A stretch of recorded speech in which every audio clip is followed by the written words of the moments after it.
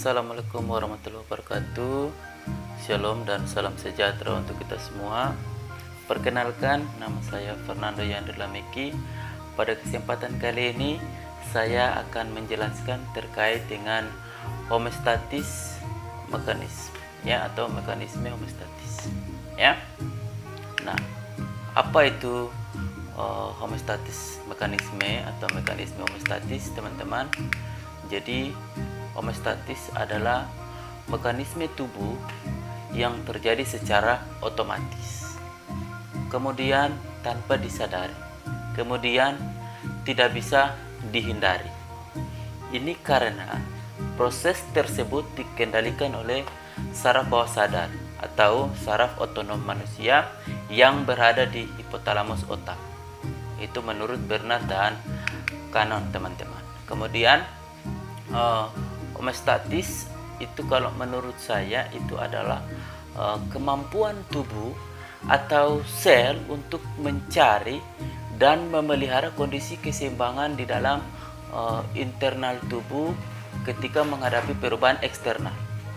Ya, jadi homeostatis memungkinkan organ-organ tubuh untuk berfungsi efektif dalam berbagai kondisi. Ya, sehingga ini adalah konsep fisiologis penting pada manusia, dan penjelasan saya ini saya baca juga menurut Walter ya. Nah, itu pada teorinya di situ dia bilang bahwa homeostatis itu melibatkan dan juga menjaga berbagai kondisi sel dalam batas normal. Misalnya ciri-ciri yang bisa dikendalikan antara lain misalnya suhu tubuh ya, kemudian glukosa darah dan juga pH darah, teman-teman ya.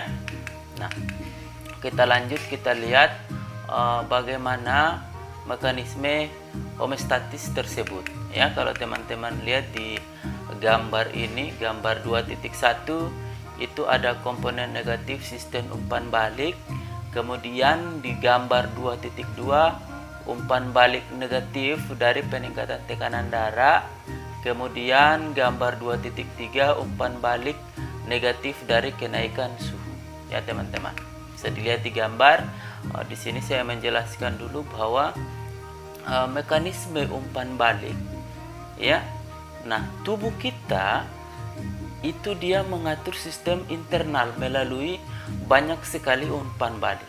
Nah, ada 3 bagian dasar untuk umpan balik sistem tersebut, yaitu reseptor, kemudian ada pusat kendali, dan juga ada efektor. Tadi kalau kita lihat pada gambar 2.1 itu jelas sekali, teman-teman. Nah, kemudian efektor ini dapat berupa otot, organ, atau struktur lain yang menerima pesan bahwa reaksi itu diperlukan. Ya, jelas. Kemudian reseptor. Nah, reseptor ini merasakan perubahan dalam kondisi internal dan menyampaikan informasi ke pusat kendali. Misalnya saraf tertentu ya, misalnya saya ambil contoh, misalnya ujung saraf di kulit merasakan perubahan suhu dan mendeteksi perubahan seperti kenaikan atau penurunan suhu tubuh secara tiba-tiba. Maka pusat kendali otak itu dia akan mengendalikan. Kemudian ia menerima informasi dari reseptor dan menafsirkan informasi dan mengirim informasi ke efektor. Outputnya adalah, teman-teman, bisa berupa impuls saraf atau hormon atau sinyal kimia lainnya. Jelas ya, teman-teman. Kemudian efektor ya. Jadi efektor adalah sistem tubuh ya. Saya ambil contoh seperti kulit, pembuluh darah atau darah yang menerima informasi dari pusat kendali dan menghasilkan respon kondisi atau terhadap kondisi tersebut. Misalnya pengaturan suhu tubuh oleh kulit. Kita itu taruhlah turun jauh di bawah normal. Nah, hal ini di mana hipotalamus bertindak sebagai pusat kendali yang menerima input dari kulit.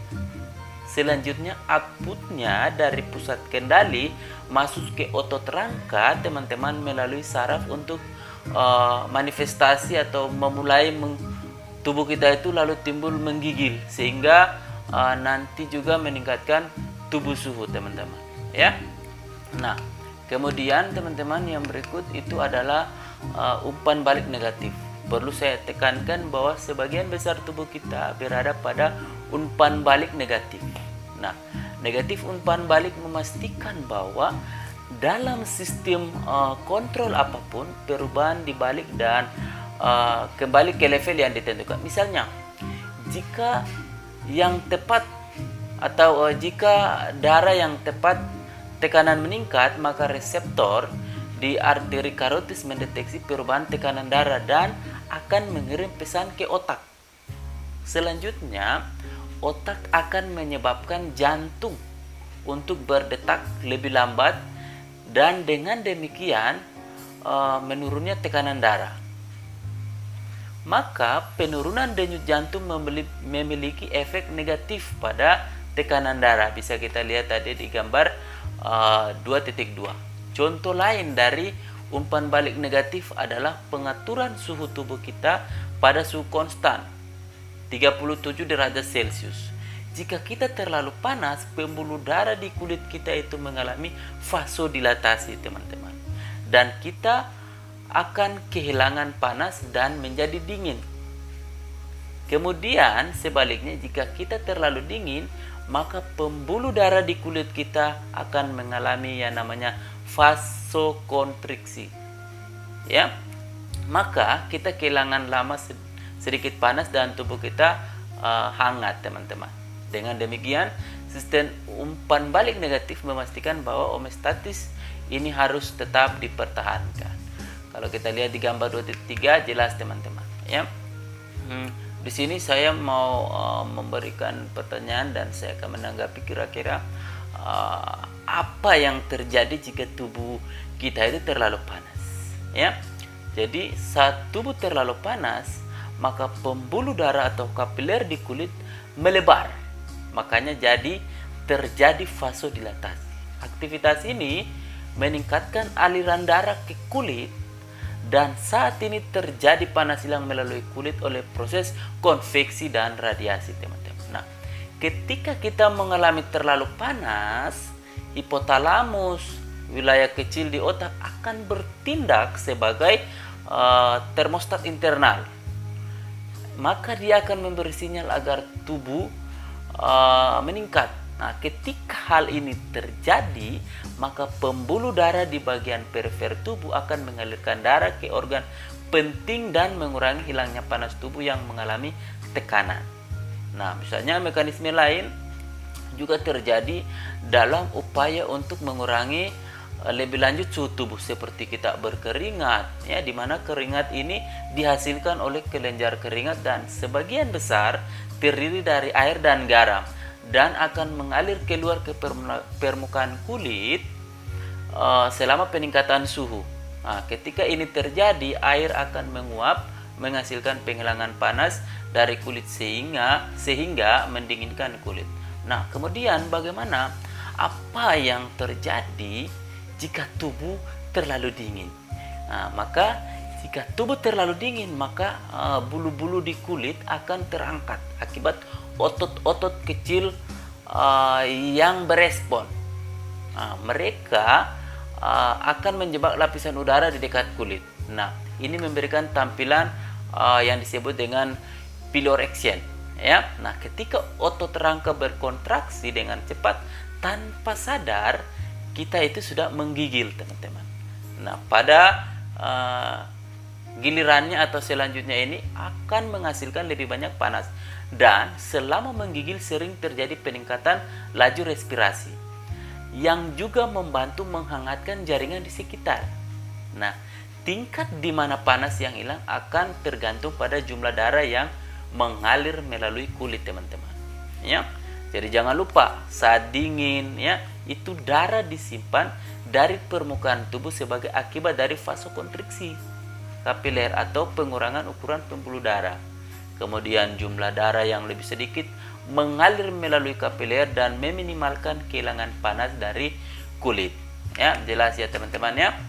Kemudian bisa kita lihat selanjutnya Ini ada gambar 2.4 di mana umpan balik positif dari persalinan ya. Sebelumnya saya mau menjelaskan dulu bahwa di gambarnya ini ada umpan balik positif, yaitu di mana umpan balik positif adalah mekanisme tubuh untuk meningkatkan output yang diperlukan untuk mempertahankan homeostatis ya.